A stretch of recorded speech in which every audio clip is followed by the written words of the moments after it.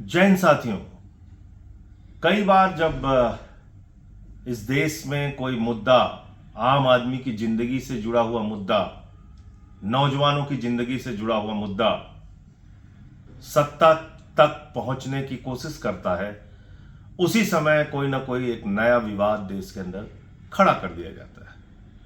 और यह बहुत सुनियोजित तरीके से होता है, बहुत साजिश के तहत होता है। और ऐसे एक नहीं, अनेक उदाहरण आपको मिल जाएंगे। पिछले कई सालों से हम लोग देख रहे हैं, धर्म आस्था का प्रतीक नहीं रह गया। धर्म भगवान के प्रति श्रद्धा अपनी जताने का प्रतीक नहीं रह गया। धर्म झगड़े के लिए इस्तेमाल हो रहा है, लड़ाई के लिए इस्तेमाल हो रहा है, विवाद के लिए इस्तेमाल हो रहा है। हर त्योहार के पहले हम देखते हैं, ईद आए तो 10 दिन पहले से झगड़ा शुरू कराओ, 10 दिन बाद तक झगड़ा कराने का प्रयास करो। बकरीद आए, 10 दिन पहले झगड़ा शुरू कराने का प्रयास करो, 10 दिन बाद तक झगड़ा शुरू कराने का प्रयास करो।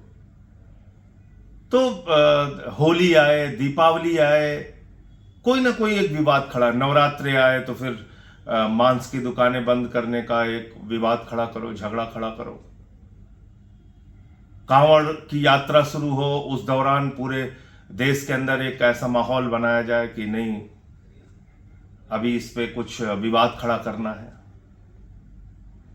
तो ये हम सबको अपने आप से पूछना पड़ेगा, क्या धर्म हमारी आस्था का प्रतीक है, हमारी श्रद्धा का प्रतीक है, भगवान के प्रति हमारी भावनाओं को जताने का प्रतीक है, या झगड़े विवाद का प्रतीक है?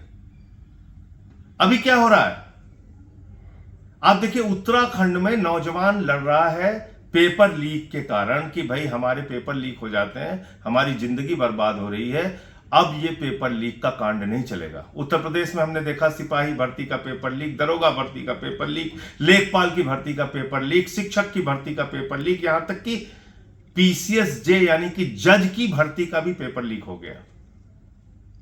एसएससी को लेकर जो बवाल चल रहा था, पूरे देश के नौजवान सड़कों पर थे। लद्दाख में वहां के लोग पूर्ण राज्य की मांग को लेकर अपना आंदोलन कर रहे थे, जिसमें सोनम वांगचुक जी को, जो एक समाज सेवी हैं, प्रख्यात समाज सेवी हैं, उनको एनएसए लगा के गिरफ्तार करके जेल में डाल दिया गया। तो इस बीच हमारे गोदी मीडिया के जो बौद्धिक आतंकवादी हैं और जो हमारी भारतीय जनता पार्टी की नफरती सरकार है, उसको लगा कि ये सब कुछ अगर चलता रहेगा तो फिर हमारा एजेंडा कैसे चलेगा। क्योंकि बीजेपी को आपको ना तो स्कूल देना है, ना अस्पताल देना है, ना शिक्षा देनी है, ना रोजगार देना है, ना व्यापार देना है, सिर्फ आपको चौपट करना है, बर्बाद करना है। आपको महंगाई के नाम पे बर्बाद करना है, किसानी के नाम पे बर्बाद करना है, बेरोजगारी के नाम पे बर्बाद करना है, शिक्षा की बदहाली कर देना है, नमक रोटी आपके बच्चों को खाने के लिए देना है, अस्पतालों में बेड पे कुत्ते बिठाना है, टार्च में ऑपरेशन कराना है, आपको बर्बाद करना है बीजेपी को। तो इसलिए उनको लगा कि अरे ये तो पेपर लीक के मुद्दे उठ रहे हैं, अब लद्दाख के पूर्ण राज्य का मुद्दा उठ रहा है, एसएससी को लेके नौजवान सड़कों पे आ गया, ये सब कैसे चलेगा, तो कुछ शुरू करो। तो उन्होंने प्लान किया ये, और मैं जिम्मेदारी के साथ ये बात कह रहा हूं, उत्तर प्रदेश में जो माहौल बिगाड़ने का काम धर्म के नाम पे अभी शुरू किया गया है, ये सरकार की गहरी साजिश का हिस्सा है, गहरी साजिश का हिस्सा है। और इसमें पूरे गोदी मीडिया भी आप देखिएगा, जितने बौद्धिक आतंकवादी, गोदी मीडिया के जो नफरती लोग हैं, उनको मैं बौद्धिक आतंकवादी कहता हूं। एक समझदार आतंकवादी जो पूरे देश में नफरत का जहर घोलता है। आपने देखा होगा अभी कुछ दिन पहले, कहां हो सचिन, कहां हो राहुल द्रविड़, चिल्ला रहा था ना एक गोदी का एंकर, उसके मुंह से अपने आका का नाम नहीं निकला कि भारत पाकिस्तान का मैच तुम क्यों करा रहे हो मोदी, तुम क्यों करा रहे हो जैसा।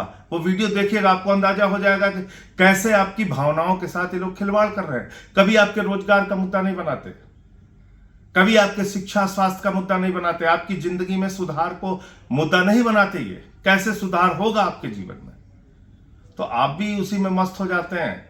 हो करने लगते हैं, उनको भी मजा आता है। ये बौद्धिक आतंकवादी हैं टीवी चैनल्स पे, जो गोदी मीडिया के जो एंकर हैं इस प्रकार के, तो वो आपके दिमाग में अच्छे से नफरत का बीज बोते रहते हैं, आप सब उसी में फंसते रहते हैं।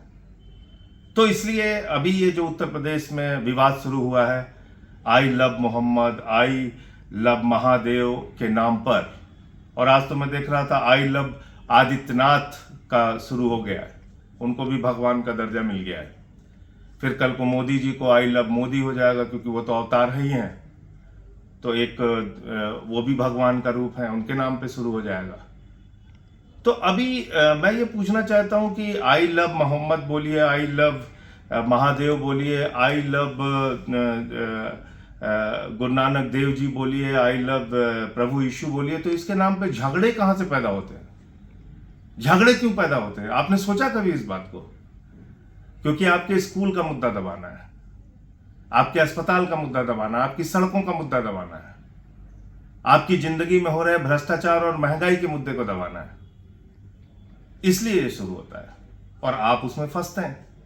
तो ये अब आपको तय करना है, इन झगड़ों में आपको फंसना है या नहीं फंसना है, क्योंकि धर्म आस्था का प्रतीक हो सकता है, लेकिन अगर कुछ अराजक तत्व, चाहे वो मुसलमानों में हो, चाहे वो हिंदुओं में हो, वह किसी भी धर्म में हो या किसी भी जाति में हो, अगर वो समाज का माहौल बिगाड़ने का प्रयास कर रहे हैं और भारतीय जनता पार्टी की सरकार उनके साथ खड़ी हो रही है, तो इसका मतलब ये समझ लीजिए कि आपकी जिंदगी के जुड़े हुए जो मुद्दे हैं उनको दबाने की ये साजिश है, और आपको कभी भी कुछ नहीं मिलेगा। मेरी बात बुरी लगे तो माफ कीजिएगा, ना शिक्षा मिलेगा, ना रोजगार मिलेगा, ना अस्पताल मिलेगा, और ना ही आपकी किसानी की जो समस्या है उसका समाधान होगा, क्योंकि वो जान चुके हैं कि वोट तो आप झगड़े के नाम पे देते हैं, वोट तो आप इन्हीं नफरतों के नाम पे, हिंदू मुसलमान के नाम पे देते हैं। तो उनको भी पता है कि आपके लिए काम क्यों करना है, क्यों आपको रोजगार देना है। तो इसलिए अगर आपको लगता है कि आपको उत्तर प्रदेश को बचाना है, और प्रधानमंत्री तो कह के गए हैं कि उत्तर प्रदेश के नौजवानों चिंता मत करना, मैं तुम्हें गोबर से रोजगार दूंगा, तो उत्तर प्रदेश के नौजवानों को गोबर से रोजगार देने लायक हमारे देश का प्रधानमंत्री समझता है। तो अगर आप लोगों को लगता है कि इन्हीं सब मुद्दों से आपकी जिंदगी में सुधार होना है, इन्हीं सब मुद्दों से आपकी जिंदगी में बदलाव होना है, तो आप इन्हीं झगड़ों में शामिल रहिए, आपको मुबारक हो। लेकिन अगर आपको लगता है कि वास्तव में अब इनको रोकने का वक्त आ गया है, इन विवादों से कुछ हल नहीं होना है, और आपकी जिंदगी के जो मुद्दे हैं वो राजनीति के मुद्दे होने चाहिए, वो सामाजिक चेतना के मुद्दे होने चाहिए, वो मुद्दे आपके संघर्ष के होने चाहिए, वो मुद्दे सरकारों को सुनाना होगा, समाधान करना होगा। अगर आपको ऐसा लगता है तो आगे बढ़िए, आवाज उठाइए और इन झगड़ों से अपने आप को बचाइए। जय हिंद।